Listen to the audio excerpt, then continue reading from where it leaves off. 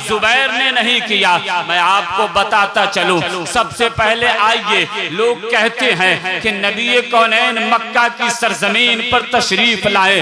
नबी ने एक बार या आपके खानदान वाले या मक्का शहर के लोगों ने नबी की विलादत पर जुलूस नहीं निकाला, विलादत की खुशियां नहीं मनाई। तुमने तारीख ठीक से पढ़ी नहीं है। अगर पढ़े होते तो तुम्हें मालूम होता कि नबी की विलादत हुई तो पूरा मक्का उस वक्त कुफ्र और शिर्क के कारे अमीक में डूबा हुआ था।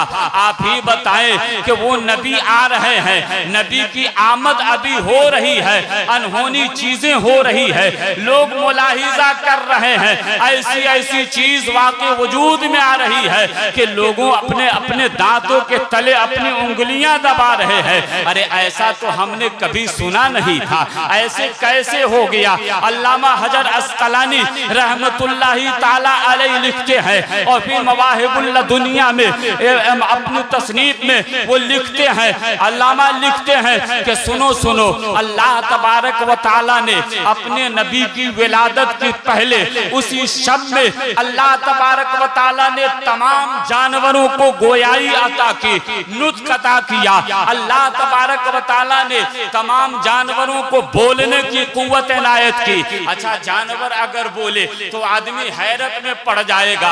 अगर वो अपनी जुबान में अपनी बिरादरी से बात करे तो इसमें कोई हैरत की बात नहीं है, लेकिन अगर आदमी हमारी तरह, जानवर अगर हमारी तरह गुफ्तगू करने लगे तो ये हैरत की बात होगी। आप सोचते होंगे कि बकरी भी बोलती है, बैल भी बोलता है, गधे भी बोलते हैं, भेड़ और शेर, ये हर तरह के जानवर अपने अपने अंदाज में कुछ न कुछ बोलता है। तो अगर जानवर को कुव्वत गोयाई अता हो गई तो इसमें कौन बड़ी बात है? लेकिन अल्लामा लिखते हैं, सुनो सुनो, अल्लाह तबारक व ताला ने उस शब में जो जानवरों को कुव्वत गोयाई अता की, तो ये नहीं कि सिर्फ कुव्वत गोयाई अता की, बल्कि एक जानवर दूसरे जानवर से जा करके, मिसाल के तौर पर बैल बैल से कह रहा था, गधा गधा से कह रहा था, घोड़ा घोड़ा से कह रहा था, ऊंट ऊंट से कह रहा था, कह क्या रहा था? एक जानवर दूसरे जानवर से कह रहा था, मुबारक हो आमना के लाल तशरीफ ले आए, मुबारक हो मुजम्मिल वाला तशरीफ ले आया, मुबारक हो अब्दुल्ला के जमाल तशरीफ ले आए। तो सारे जानवर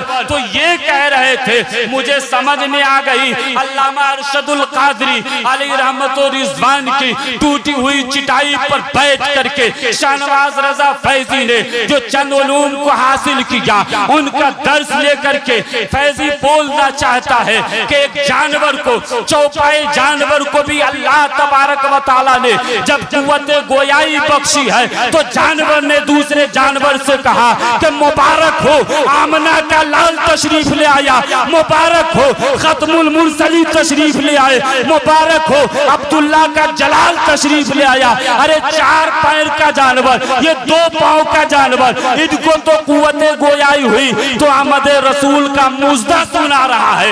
ये दो पैर के जानवर को जब नुत्क गोयाई अता हुई है तो ये पूछता है कि ये चीज कहाँ लिखी हुई है? ये आमद रसूल पर जलसा करना, जुलूस निकालना, झंडियां निकालना, ये कहाँ लिखा हुआ है? ये दो पांव के जानवर से तो कल के चौपाए अच्छे थे कि वो उसने ये नहीं पूछा कि मौला तूने जो हमें कुव्वत गोयाई दी है तो मैं तेरी किबरियाई बयान करूं या तेरे सजदे का जिक्र करूं, तेरे मुकद्दस किताब की तिलावत करूं या तौरात की तिलावत करूं। बस उसको कुव्वत गोयाई मिली, वो समझ गया कि सबसे पहला काम ये होना चाहिए कि आमना के लाल तशरीफ ले आए हैं मोहम्मदुर रसूलुल्लाह। नारे तकबीर, नारे रिसालत, सरकार की आमद, मुख्तार की आमद, दिलदार की आमद, मक्की की आमद, मदनी की आमद, 12 रबीउल अव्वल शरीफ।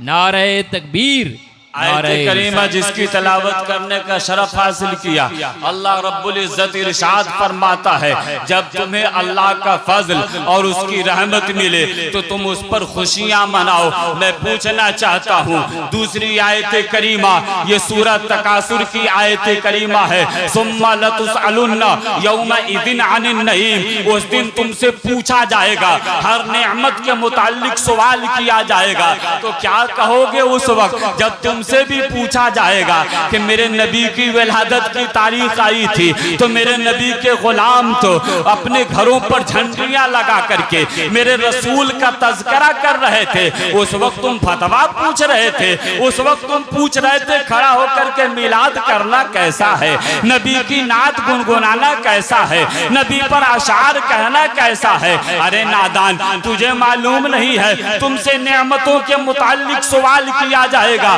अल्लामा जलालुद्दीन सुयूती रहमतुल्लाही ताला अलैह लिखते हैं, तफसीर में लिखते हैं, जानते हो सुम्मा लतुसअलुन्ना यौमइज़िन अनिन नईम के मुताल्लिक हजरत अबू हुरैरा की हदीस पाक आप लिखते हैं कि जब ये आयत करीमा नाजिल हुई, जब ये आयत करीमा नाजिल हुई तो हजरत अबू हुरैरा फरमाते हैं सहाबा ने नबी करीम से पूछा, या रसूल अल्लाह, परवरदिगार हमसे किस चीज की नेमतों के मुताल्लिक पूछेगा, मेरे पास तो सिर्फ दो ही नेमत है, दो काली नेमतें हैं, एक नंबर पर खजूर है, दूसरे नंबर पर पानी है, तीसरे नंबर पर तो कोई नेमत भी नहीं है। या रसूल अल्लाह, मुझसे किस तरह का सवाल होगा।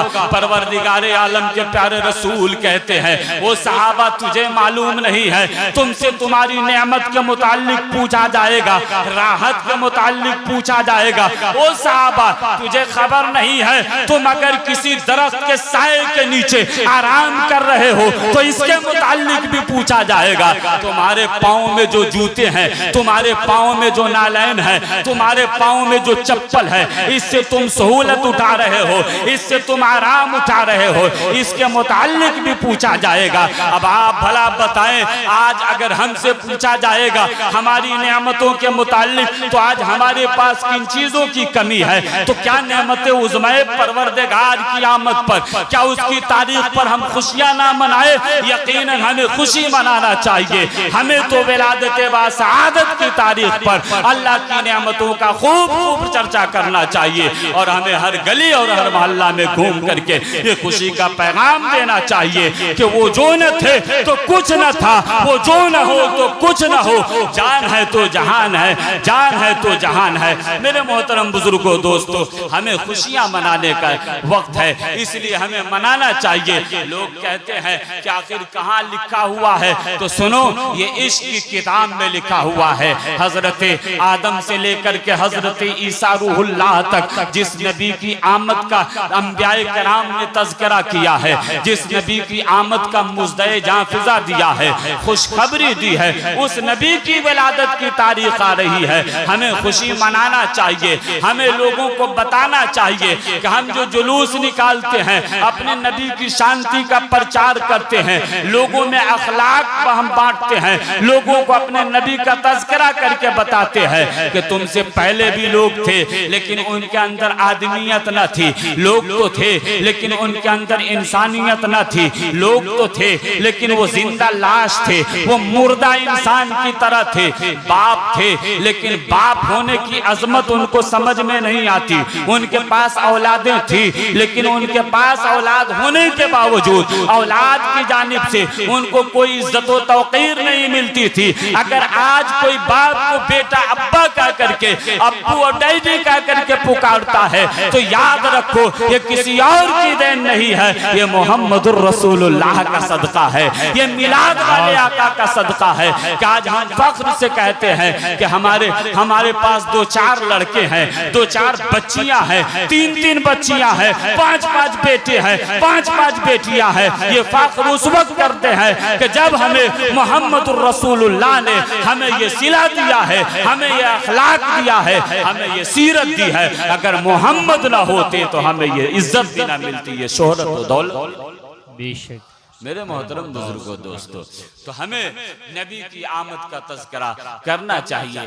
बड़े बेवकूफ़ टाइप के लोग होते हैं जो हर तरह के हर दौर में इस तरह के सवाल किए हैं और आज भी करते हैं। हमें उनके सवाल की तरफ नहीं ध्यान देना चाहिए, बल्कि हमें अल्लामा जलालुद्दीन सुयूती रहमतुल्लाहि ताला अलैह अपने मुसन्नफ़ा में लिखते हैं कि ऐलान नबूवत के बाद नबी करीम सल्लल्लाहु ताला अलैहि वसल्लम ने सहाबा को दावत दी, उसमें जानवर भी ज़िबा किया और आक़ाए कौनैन ने सारे सहाबा को खाना खिलाया। तो बाज़ लोगों ने इससे निकाला कि नबी ने अपना हकीका किया है, जबकि मोतबर तारीख की रिवायतें कहती है, अहादीसे करीमा में ये मौजूद है कि आपकी विलादत जब हुई तो 7वें दिन नबी मोहतरम के दादा अब्दुल मुत्तलिब ने आपका अकीका कर दिया। तो भला 40 साल के बाद आपने ऐलाने नबूवत किया और फिर जाकर के आपने भोज किया है और आपने सहाबा को खाना खिलाया है। अब जलालुद्दीन सुयूती रहमतुल्लाहि ताला अलैह